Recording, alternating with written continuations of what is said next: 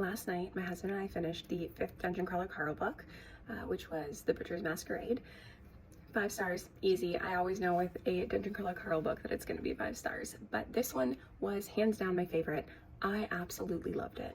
The book started off with a bang, it ended with a bang, and a classic like, oh my god, oh no, what are we gonna do? Which I find that he seems to, Matt Dinniman, the author, seems to end the books with.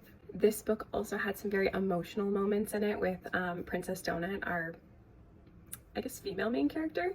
I don't want to give too much away because this is the 5th book in a series, but the series in general is a lit RPG, and this was the first time I've ever read something like that. We are listening to it actually. It's audiobook. I highly recommend it. It's one narrator for the most part, and he does so many different voices. It's incredible. You know exactly who's talking. It's amazing. He does a great job. So the series is about a man named Carl who steps outside to save his cat in the middle of the night, and pretty much the world ends. That's how the book starts, the first one. And then the series is following along as he is put into a dungeon crawl world, like a video game, and he has to fight his way to his freedom with his cat, of course. So we just finished the 5th book now, and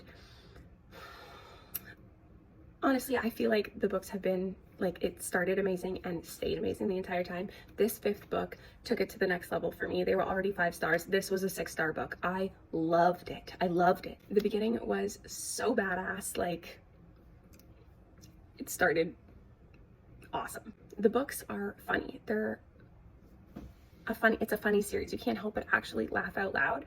But this book really brought some of the other emotions to the forefront. The characters in the story have pretty much gone through an apocalypse and need to fight for their freedom. So that's not a funny situation to be in, and yet the book is hilarious. But in this book, the characters have to face some of the things like head on, especially Princess Donut, the cat, and I cried.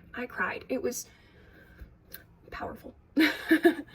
So if you're not reading this series, you're missing out. This is god tier. It is so good.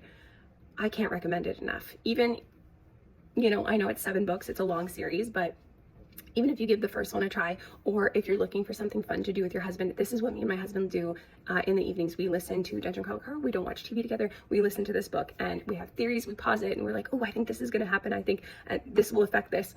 We have a great time, and it's something that we can also discuss on like date nights and stuff like that. So it being a video game style read might intrigue a husband or partner to give this type of book a try.